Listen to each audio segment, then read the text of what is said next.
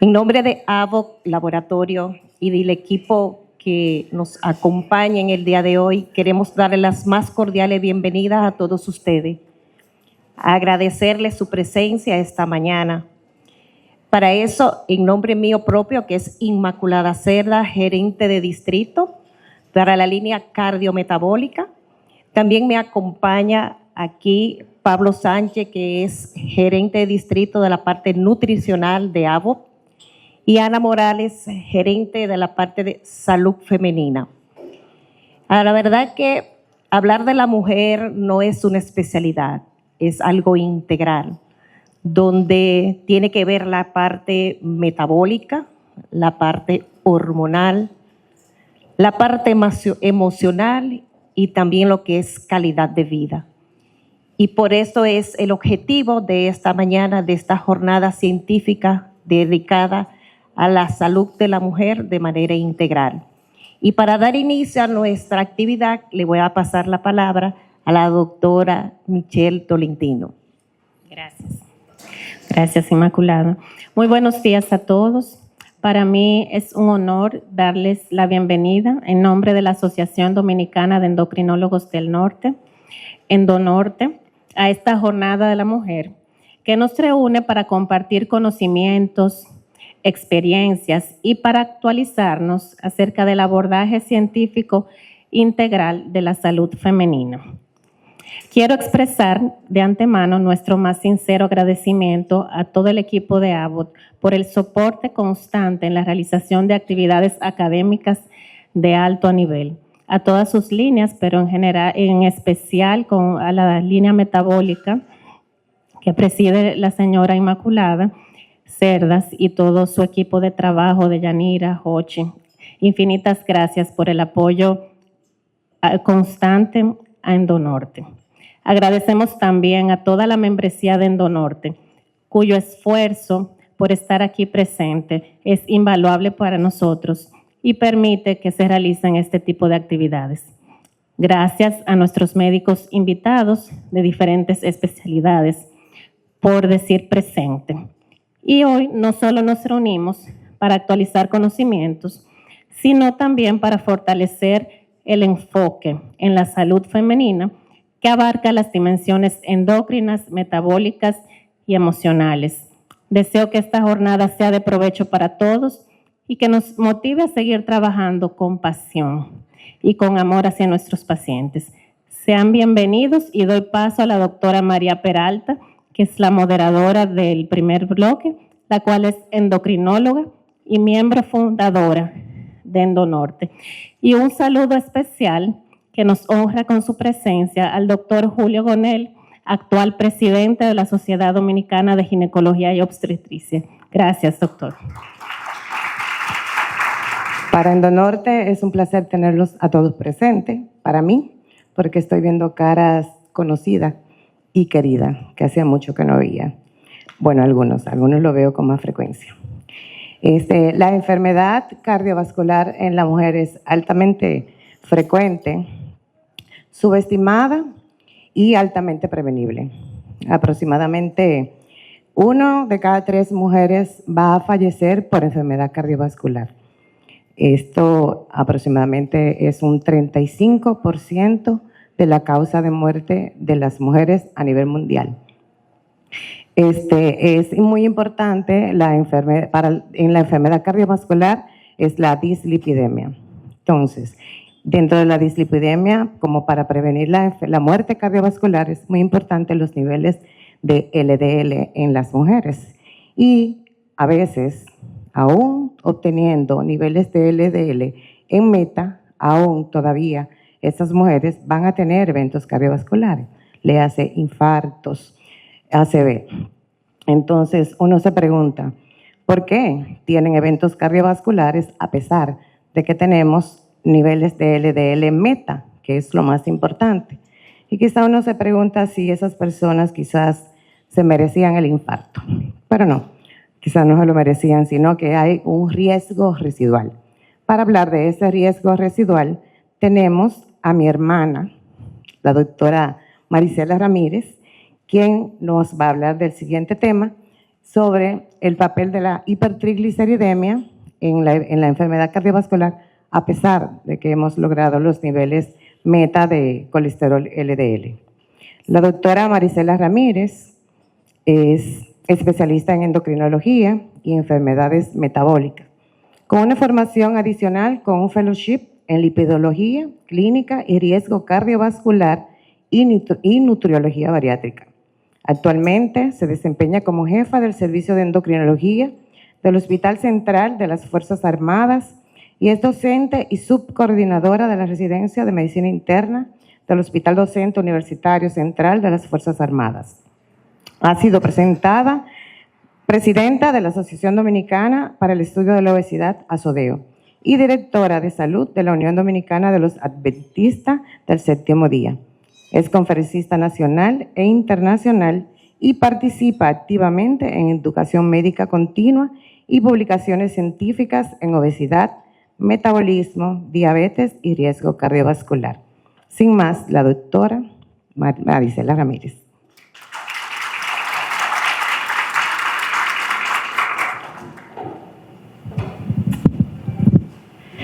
Bueno, le doy muchas gracias a Dios porque nos permite podernos reunir en esta mañana. Sé que cada segundo que respiramos es un regalo de Dios y que por lo tanto debemos de estar siempre agradecidos.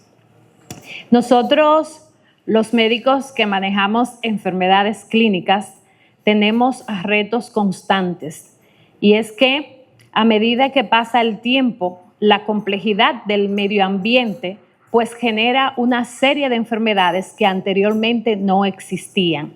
Pero no solamente que generan nuevas enfermedades, sino que también esta modernidad ha generado una serie de nuevos especialistas sin haber estudiado medicina que impactan de manera muy negativa a nuestros pacientes. Es tanto así que hoy en día la credibilidad de un médico se cuestiona bajo los conceptos que puede emitir una persona que posiblemente ni siquiera sea bachiller. Dentro de este grupo de las enfermedades está el tema del colesterol. Para nosotros no es oculto de que existe una teoría de que nosotros podemos ingerir una gran cantidad de grasas, sobre todo saturadas, y que eso no va a tener ninguna repercusión a nivel cardiovascular. Pero no obstante a eso, también existe la teoría de que las estatinas son altamente deleterias para el organismo, cuando toda la evidencia científica ha demostrado que previene las enfermedades cardiovasculares. Dentro del contexto de las enfermedades cardiovasculares, en las poblaciones y en la mayoría de los estudios poblacionales, entre el 50 al 60% de la población estudiada casi siempre es del sexo femenino. Dentro de esos grupos, los minority people, o sea, la población minoritaria, que estamos los latinoamericanos y un poquito ya en mayor número están los asiáticos, pues a nosotros no se nos clasifica de manera adecuada en ese tipo de estudio y por lo tanto nosotros tenemos que ser más estrictos en el manejo de todo lo que son las dislipidemias. Es bueno recordar que las dislipidemias se van a clasificar en dos tipos. Las dislipidemias primarias, que son las de causa completamente genética, y tenemos las dislipidemias secundarias, que son el 95% de las dislipidemias. Sin embargo, hay dislipidemias que son primarias, pero que no son homocigóticas, sino que son heterogénicas y que por lo tanto no necesariamente se tienen que manifestar inmediatamente en el individuo. Además, que no existen protocolos muy bien establecidos para poder detectar las patologías de las dislipidemias en los jóvenes y en los niños. Dentro de este grupo de los pacientes que están en riesgo de padecer enfermedades dislipidémicas y que no sean diagnosticadas a tiempo, nos encontramos las mujeres. Y es que nosotros somos un espectáculo. Dios no se equivocó en crearnos a nosotros, porque es que poco ser humano puede soportar pasar por tantas fases. Y los hombres que no estén de acuerdo, lo único que pueden hacer es silencio, porque imagínate, aquí somos la mayoría mujeres, ¿verdad? Mira el pobre hombre, ahí calladito. No es que yo sea teocrática, pero realmente calladitos se ven mejores, queridos. Entonces, miren, señores, no todo el mundo puede pasar por todas estas etapas. Fíjense ustedes cómo el curso metabólico de la vida de la mujer la va cambiando, la va modificando. Y entre endocrinólogos y ginecólogos sabemos que las hormonas rigen el carácter de una mujer. No es lo mismo la paciente que nos llegó 2 días de perimenopausia, o la mujer que está ovulando, o la mujer que está en pleno ciclo menstrual, o la mujer que la pusieron a una dieta súper estricta, o la mujer que está ya plenamente menopáusica, pero que también la pusieron en dieta estricta. Todos esos son factores que al combinarse van a deteriorar el estado de ánimo de la mujer. Pero en la edad reproductiva, nosotros podemos observar que nosotros, si bien es cierto que tenemos la ventaja de la bendición de nuestros queridos estrógenos para protegernos, también existe una desventaja, y es que nosotros podemos tener síndrome de ovario poliquístico, porque es que no todo es felicidad. Entonces, nosotros con este síndrome de ovario poliquístico podemos ver en la línea verde cómo sí tenemos una protección con nuestros estrógenos, pero a la vez también tenemos un pequeño incremento en lo que son los factores de riesgo cardiovascular solamente por el síndrome de ovario poliquístico. Muchas veces ustedes se fijan que los que no son especialistas en el área, tiene síndrome de ovario poliquístico, eso no es nada, no hay nada de qué preocuparse, sin saber que el simple hecho de tener un síndrome de ovario poliquístico ya es un factor de riesgo independiente, que más adelante vamos a seguir hablándoles de esto. Luego tenemos el aumento fisiológico de los triglicéridos durante el embarazo. Entonces, yo siempre he creído que el embarazo es un estadio fisiológico, pero a medida que pasan los años, yo siento como que no es tan fisiológico, ¿no? Porque hipertensión arterial, edema de miembros inferiores, anemia, estado de la alteración del estado de ánimo, aumento del apetito, bueno, aunque algunas se aprovechan de eso para poder justificar que están ingiriendo mucho. Pero esta combinación tan fabulosa del embarazo, y que gracias al Señor después entonces tenemos este exitoso final donde recibimos nuestros bebés, está asociado directamente al aumento de la liberación de triglicéridos de manera fisiológica. Y eso es de los pocos procesos donde los triglicéridos están aumentados y nosotros hasta nos alegramos, porque imagínense una formación neurocerebral sin triglicéridos suficiente, una formación de una médula ósea sin triglicéridos suficientes, o sea, terminaciones nerviosas periféricas, no pudiéramos. Entonces, si bien es cierto de que hay un aumento, ese aumento nosotros tenemos que mantenerlo controlado. Luego viene la perimenopausia. Allí entonces tenemos un aumento de los triglicéridos por redistribución de tejido graso ectópico. Es decir, esta barriguita, esa bendición que Dios nos dio, esa barriguita que no importa lo que usted haga, si se hizo 4 liposucción, esa barriguita sigue allí firme, la abandona el esposo, la secretaria, pero esa barriguita no la deja. Entonces, esta barriguita que está allí es simple y llanamente una expresión clara de que existe un déficit de estrógeno y que esos estrógenos durante toda la vida nos estuvieron protegiendo a nosotros y estuvieron canalizando una serie de señalizaciones para que el tejido adiposo se pudiera distribuir en lugares donde fuera metabólicamente consumible. Pero en esta área, entonces lo que vamos a tener mayor resistencia a la insulina, que posteriormente también estaremos hablando de esto.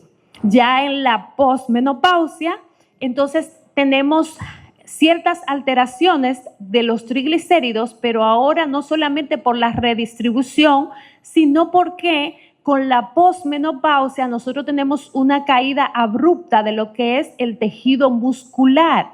Y al tener una reducción abrupta de lo que es el tejido muscular, pues entonces vamos a tener mayor resistencia a la insulina. Y como todos sabemos, la insulina es uno de los catalizadores para esa captación de las moléculas de ácidos grasos y también sobre todo de glucosa para poder utilizarlas como fuente de energía. Al haber una reducción de esta señalización, pues entonces hay mayor ácidos grasos circulando, pero no solo eso, que también entonces hay mayor ácido grasos disponible para depositarse tanto en el adipocito como en el tejido muscular. Entonces, así en líneas generales, todos sabemos que tenemos dos vías por las cuales obtenemos los ácidos grasos, es decir, los triglicéridos. Tenemos la vía exógena, que es la que ingerimos a través de esos ricos dulces, de ese pan con mantequilla, no voy a mencionar más nada para no crear el sentimiento de culpa, lo de el chicharrón, la cosa, el plátano frito, la batata frita, la yuca frita, que todo eso sabe muy bueno, porque si decimos que lo que tiene grasa sabe mal, estamos mal nosotros. Pero realmente esa es la vía exógena. El problema es que el organismo está diseñado para recibir de la vía exógena una cantidad mínima de grasa. El problema está en que nosotros ingerimos mayor cantidad de lo que el organismo puede captar, y no solamente eso, es que ingerimos esta cantidad de grasa, pero entonces no estamos consumiendo, porque por ejemplo, sean sinceros aquí, porque ahorita vienen y dicen, no, yo corro, bueno, a excepción de Angie, que corre 600 kilómetros. ¿Cuáles de nosotros, señores, cuáles de nosotros puede decir que diario cumple los 10,000 pasos? Por comenzar algo, eso es lo básico. El manejo metabólico de actividad física, lo básico son los 10,000 pasos. Si ustedes tienen su smartwatch o tienen su teléfono inteligente, pueden buscar donde está el corazoncito y ahí ustedes se van a dar esa decepcionada que uno se queda. La semana pasada hubo 2 días que yo caminé 220 pasos y yo me quedé, pero Dios mío, me fui para el botánico al otro día. Pero señores, o sea, si nosotros como ente pensante, ente formado en medicina, no hacemos lo que tenemos que hacer, imagínense entonces nuestro paciente. Yo voy al botánico porque necesito estar al aire libre. Pero entonces necesitamos nosotros también crear conciencia, porque el objetivo de mis conferencias casi nunca va dirigida solamente a los pacientes, sino que también va dirigida a todos nosotros para que nosotros podamos hacer los cambios. Entonces luego tenemos la vía endógena.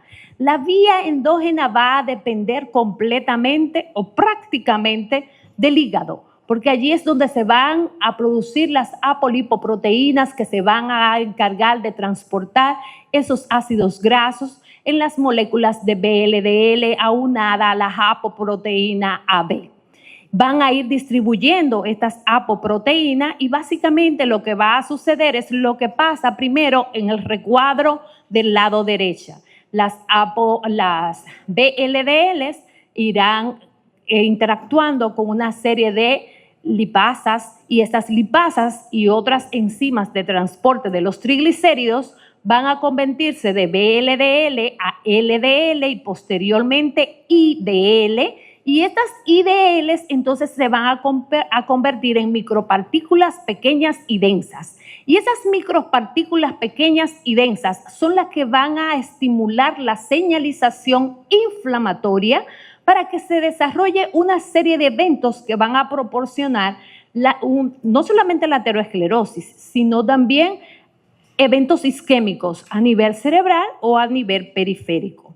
Entonces, nosotros tenemos que saber que ya las guías y en líneas generales no solamente debemos de preocuparnos para evitar un evento cardiovascular, la corrección del colesterol LDL. Si bien es cierto que el LDL es la base principal a tratar en una dislipidemia, también tenemos que tomar en cuenta que los triglicéridos tienen un poder ponderante en lo que es el desarrollo de la aterosclerosis, y no solamente de la aterosclerosis, sino también del riesgo residual.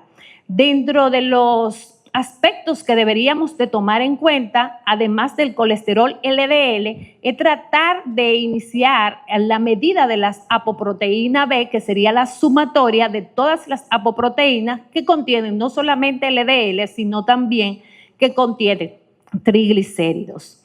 Entonces, básicamente, todo este desastre que se produce en el organismo, el agente causante principal es la resistencia a la insulina, y es porque se producirá una alteración en la vía de la señalización del mTOR.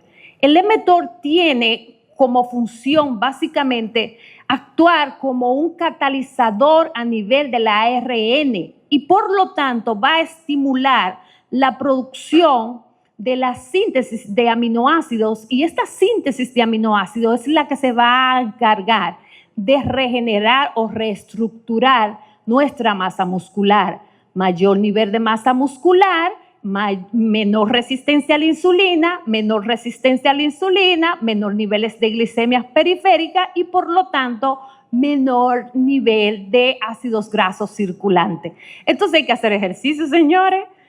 Eso de los 10,000 pasos tenemos que lograrlo, aunque sea los 10,000 pasos. Entonces, básicamente, estas células, la señalización inflamatoria lo que va a producir es que haya una desviación de los ácidos grasos a nivel del hígado, aumentando lo que es el estrés inflamatorio y además de esto, reduciendo la actividad mitocondrial.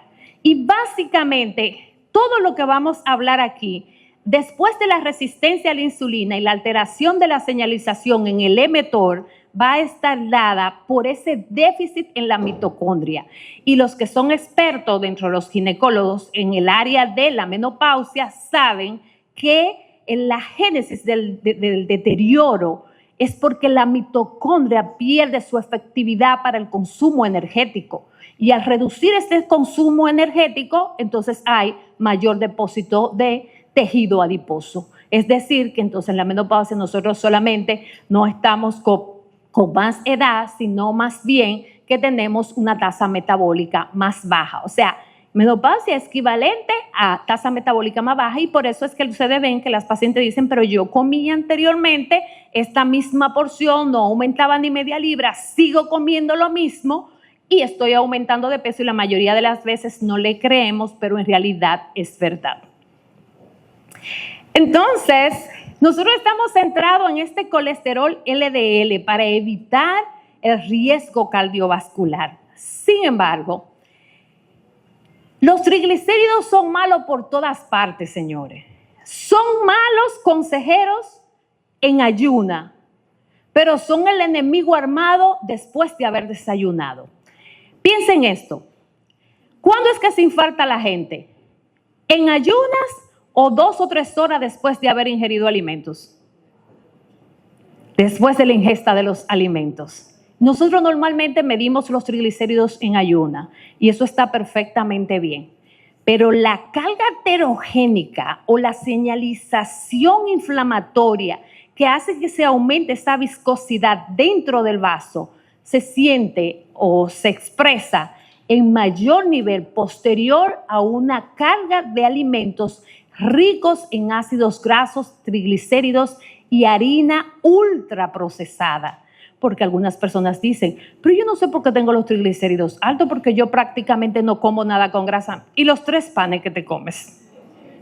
¿Y el plato de espaguetis que te comiste? Porque espagueti come lo pobre, espérate. El plato de pasta que te comiste. Porque una cosa es espagueti, lo que come es espagueti y otro solo que come pasta. Bueno, el plato de pasta que te comiste con la crema de leche, con los camarones, con la mantequilla, más la pasta súper procesada, porque y quiero que tomen en cuenta una cosa, la forma de preparación de los alimentos va a impactar de manera completamente distinta. No es lo mismo una pasta hecha en Nápoles, donde se la van a dar prácticamente cruda con un tiempo de cocción máximo de 7 minutos, donde usted va a tener una salsa napolitana, es decir, con tomate fresco, con albahaca fresca, recién hecho, con un poquito de aceite de oliva, a los espaguetis que hicimos nosotros, porque los espaguetis de nosotros, ¿qué es lo que llevan? leche Carnation, chuleta, crema de leche, mantequilla, échale una costillita para que puedan, tú sabes. Y si es con marisco, enciendo marisco que hayan ahí en la pescadería, écheselo todo. Entonces no es lo mismo. ¿Ven? Entonces ahora nosotros tenemos que aprender a resetear, a no comernos la comida de la semana en un solo plato. Y además que vamos a ayudar bastante a nuestros pacientes si le vamos dando ese tipo de información. Entonces, las lipoproteínas ricas en triglicéridos no siempre van a estar nada elevada de inicio. Hay personas que necesitan tener una depuración mucho más acelerada que otros. Y estas personas que tienen esta depuración acelerada, cuando usted le hace nada más los niveles de triglicéridos en una sola ocasión, pues tienen la posibilidad de que esos triglicéridos estén normales. Y es por esto que entonces nosotros tenemos que medir entonces las ApoB. Porque recuerden que las ApoB no solamente van a transportar al colesterol LDL, sino también que van a transportar triglicéridos. Entonces, nosotros en la hipertrigliceridemia tenemos que identificar 3 pilares principales. La número 1 es la insulinoresistencia, que va a estar asociada al síndrome metabólico. ¿Qué nosotros vamos a buscar allí? Niveles de triglicéridos que deberían de estar por debajo de 150 en algunas guías y en otros lugares dicen por debajo de 200, pero lo ideal es por debajo de 150. Además de esto, niveles de HDL que estén elevados y que tratemos de mantener unos niveles de LDL dentro de los parámetros de acuerdo al riesgo cardiovascular de los pacientes. Luego tenemos que esta hipertrigliceridemia va a estar asociado a lo que es la aterosclerosis y al riesgo cardiovascular, porque las partículas ricas en triglicéridos van a actuar directamente en la íntima media y van a provocar la cascada inflamatoria de la que le habíamos hablado anteriormente. Y no menos importante, tenemos el umbral o el pilar número 3 de la pancreatitis. O sea, después que esos triglicéridos subieron de 500, ya nosotros tenemos que pensar que la paciente está potencialmente en la posibilidad de desarrollar una pancreatitis. Con relación a lo que es en el síndrome de ovario poliquístico, sabemos que tenemos un hiperandrogenismo y que este hiperandrogenismo es el agente causal principal de lo que es la resistencia a la insulina y que esto va a tener un impacto directo en lo que son los receptores de insulina y que por lo tanto va a aumentar las VLDLs hepáticas y que además de esto va a retrasar el aclaramiento de los triglicéridos. O sea, que la resistencia a la insulina no solamente va a dañar la señalización de la captación de esos triglicéridos, es que además de eso va a evitar el aclaramiento de que salgan del sistema circulatorio y que puedan ser utilizados como fuente de energía. Es por esto que en una época se utilizaba en hipertrigliceridemias severas, refractaria a todo, se utilizaban las bombas de infusión de insulina. Hoy en día no están recomendadas, las guías de manejo no las recomiendan, se prefiere la plasmaféresis en los lugares que están adecuados, pero ustedes saben que nosotros somos dominicanos y nosotros tenemos que agarrarnos de lo que aparezca. Si a mí me llega una embarazada con una hipertrigliceridemia severa, como me han llegado con 2.000 y 3.000 de triglicéridos, con un embarazo de 30 semanas, si tengo que montarle la bomba en el nombre de Jesús, yo se la voy a montar y le pongo su solución destroza.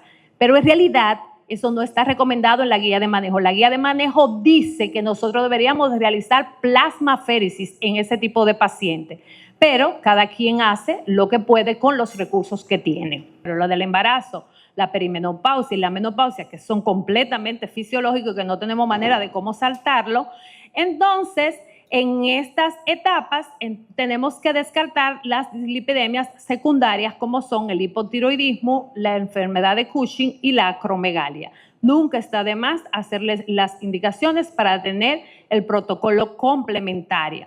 Y algunos fármacos como son los estrógenos orales, que existen algunas controversias con relación a la veracidad de esto. Algunos estudios más pequeños dicen que no necesariamente tienen que tener un impacto tan significativo como el 30 o el 35% del aumento de los triglicéridos, siempre y cuando la paciente tenga un buen estilo de vida.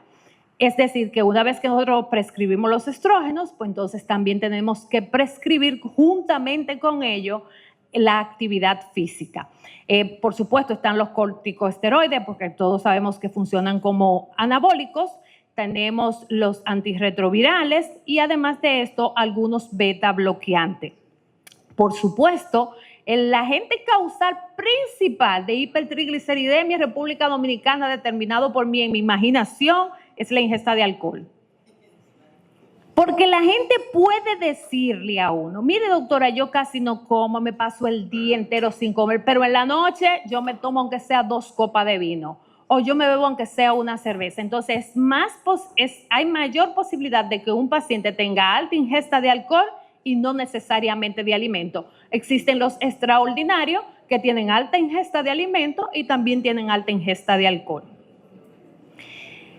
Entonces, en el embarazo, específicamente en el tercer trimestre, nosotros tenemos un aumento esperado de los triglicéridos de un 20 a un 400%. Por ejemplo, si la paciente manejaba 70 de triglicéridos, que debería de ser lo ideal, porque señores, de verdad que siempre lo he pensado así. Tengo una alta admiración y respeto por los ginecos obstetras. Porque, oye, o sea, el nivel de presión que debe de vivir un ginecobstetra cargando con la vida de 2 seres humanos, uno en formación y otro que habla y que piensa, y tener que tratar de mantener esos parámetros y permanecer esa paciente viva, o sea, eso es una obra titánica. Más vamos a aplaudir a los ginecobstetras.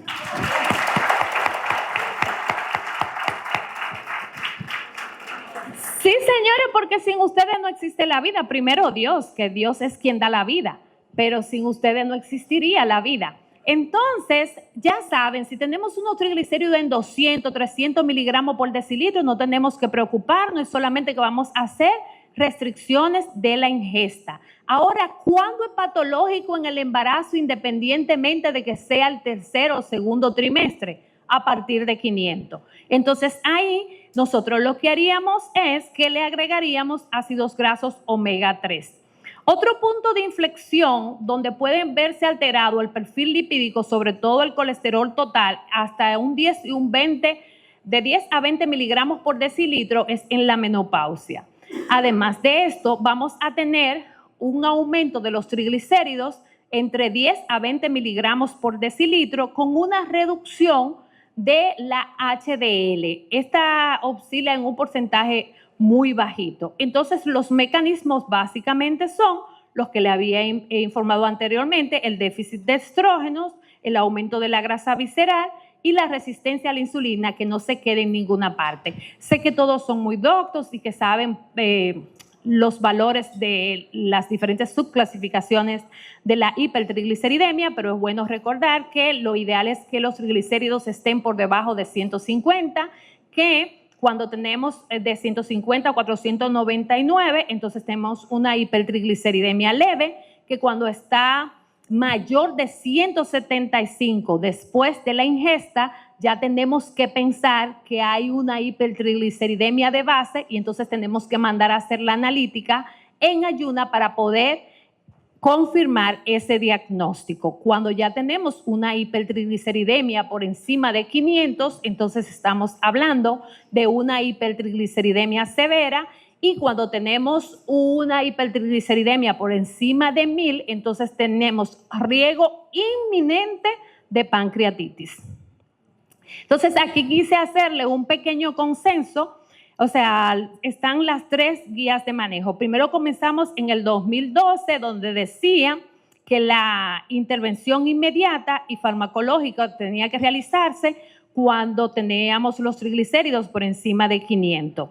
Y la acción era la suspensión estricta de estrógenos orales, de fibrato u omega 3 de prescripción médica como base terapéutica. Luego tenemos la del 2021, medición sin ayuno, y el perfil lipídico sin ayuno es clínicamente válido y superior para evaluar el riesgo residual de lipoproteínas ricas en triglicéridos. Y la acción era una meta secundaria dirigida a colesterol no HDL, medir las apolipoproteínas B y que estos triglicéridos pudieran persistir por debajo de 150. Luego tenemos la del AJA del 2026, que se publicaron hace unos 15 días, y entonces ahí tenemos que reconocer la hipertrigliceridemia desde moderada a severa como un riesgo amplificador del riesgo cardiovascular total de nuestras pacientes.